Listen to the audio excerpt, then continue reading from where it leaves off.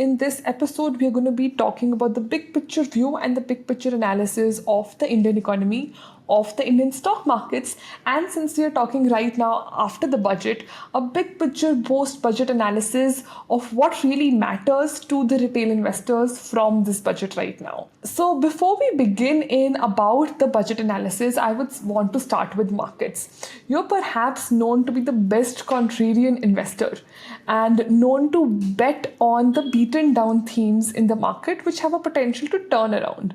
Right? So in a market where everything seems to be going up and there's actually nothing that's beaten down, how are you feeling emotionally about this bull run? Tough. But basically, while it is tough, so what we try to tell people is do not invest only in equity, invest in asset allocation, do invest in hybrid funds, look at categories like balanced advantage, multi-asset, equity and debt, and asset allocation. So that itself becomes contrarian at this point of time because people want to invest only in pure equity. Mm-hmm. So also speaking specifically about the valuations when we speak about equity, right? The market by most measures are trading above their long-term averages. So do you think is a crash imminent? See, the word crash is such a dangerous word to use, actually. And one of the things I believe in is that it is very difficult for anyone to predict markets accurately. What we can be more sure of is that the long-term returns from that point of time will be moderate. But whether markets and the word you have used is a very strong word called crash, that part of it is not clear, but what is more clear is that you can expect more moderate returns from here, and that is the reason why you have to do asset allocation. So if we talk about the valuations a little more ahead, when you look at sectors and themes like PSUs, defense, power, infra, they've gone up like downright crazy. So why is that? Is it because there is some value in these particular sectors and themes right now? Or were they underperforming for a really long time and they're just picking up and catching up at this point in time? Or do you think it's just a crazy ride up? I think it is something to do with retail investors rather than institutional investors. Mm-hmm. And I think it is the retail investors who are today more powerful than institutional investors. But there are a number of stocks which do look overvalued at this point of time in different themes at this point of time. And that is a challenge for investors like ICICI Mutual Fund, which are actually managing for big. So when you look at the underlying fundamentals at this point in time, what's your sense there? See, there's no problem in the sense that if you look at the macroeconomic fundamentals, things are fantastic, if you ask me. In the last 10 years, the macroeconomic fundamentals have become very good. Your fiscal deficit, your current account deficit, inflation, growth, all these things are absolutely fine and there is no problem of fundamentals. The fundamental, which is only a worry, is valuations, that on valuation basis, India is not a cheap market at all. And that is the challenge at this point of time. And I do not know what is the answer I can give to people on when will valuations correct. But clearly, valuations is a problem at this point. So is everything equally overvalued or are there certain segments of the markets that are doing relatively okay? I'm asking this because even you restricted the inflows to some of your small cap funds, to the small cap funds. And you had done that in the 2017-18 cycle as well, if I'm not wrong. See, clearly small cap and mid cap is a bit more overvalued than large cap at this point of time. And even in mid cap and in small cap and in large cap, you will see pockets where valuations are very high and some pockets like some of the banks, financials, etc., where valuations are more reasonable. So you'll never have it, but this is still not a market like 1999 or 2007, where you had just a few themes doing well. In 1999, only technology, media, and telecom did well. In 2007, only infra did well. Yeah. Whereas if you look at it, in this boom, you have had a much more generalized boom in the market at this point of time. So for a retail investor, if you have to list down a few risks in the market right now, what according to you are the risks one should be careful about? Our view is very simple. That first is that investors who are trading futures and options have to be very, very careful. Yeah.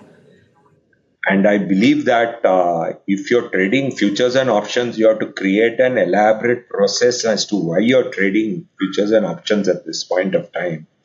Because futures and options, if you are not disciplined, turns out to be a double or quit model. So what happens? You either double your money, or okay, and that is the framework that one has to use. So I would say how you handle F&O is something which is very important, particularly if you are an investor. The second is if you do not practice asset allocation at the market top, I think it's a serious problem. My view is most investors don't practice asset allocation at the market top. They practice what I call negative asset allocation at the market, which is that the market top they sell off debt and put that money in equity. And so get the market top, at least the market high. So I would say that, what is asset allocation is selling an asset which is done very well and putting that money in assets which are done badly. So I believe that it is very critical for people to actually uh, be practicing asset allocation. Practicing asset allocation involves selling some money uh, in an asset which is done very well, and that many people find it very difficult. Look at the number of new investors who have gone out of the market in the last few months. That will be very few. The number of new investors who would have come into the market will be much higher.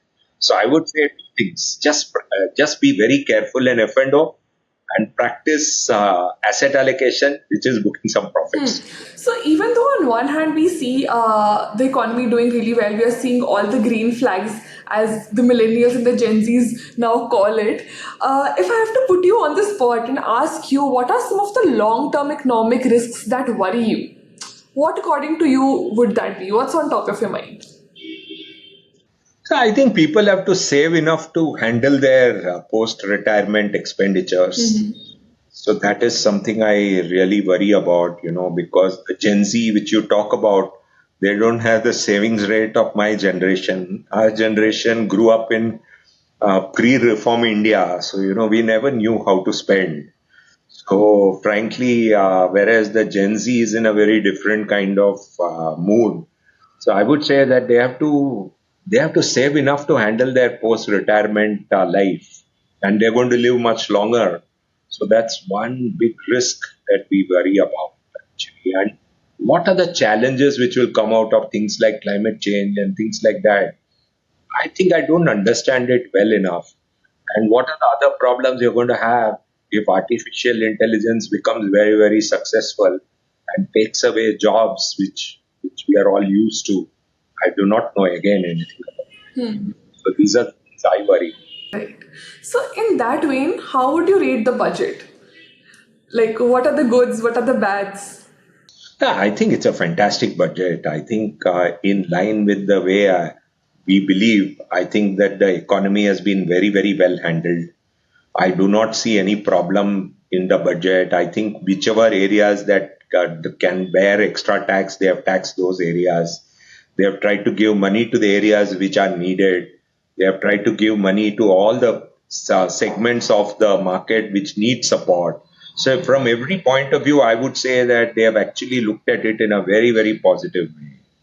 And I would say that there is completely it's a very good budget from that point. Also, I'll be moving back to the markets bit again. And at this point, looking at what the investors should and should not do. Even though we have discussed as to how futures and options can be a risky bet for them, but if when there are things going up and down like crazy, and the investors are feeling all jittery about what they should really do, what is it that apart from this you would ask them to not do in the current market? As I mentioned, not be leveraged, practice asset allocation. I'm really worried that there are people who could be leveraged in the market. Uh, I've seen the market in 90s when a lot of people ended up getting leveraged at the top of the market, towards the top of the market, and getting into trouble. So one should not be leveraged in the market. People should be comfortable financially when they are investing in the market, and they should have enough cash, enough asset allocation. rules they should follow for them to be invested in the market. They should treat investing as as a part-time profession and not become a full-time profession. Be very tempting for them to think that they should quit their job and focus on investing, etc. Tell people investing is a very good part-time profession, not a full-time profession. So I would recommend investors to stay with their jobs and not say, I want to be a full-time trader or a full-time investor. I don't think it's a good idea. What are, if you have to list down for our audience, some of the big picture learnings that you have had in these 35 years, seeing the markets, seeing the economy, you've seen multiple cycles in these 35 years. So, what are some of those that you would like to share? Especially the Gen Z investors who have a completely different approach to money, investing, saving. I think number one for investing is temperament and not knowledge. Very, very big loss, very big negative return ahead of your investment is the biggest positive. Very, very high return before your investment is the biggest negative, and don't become full time in investment.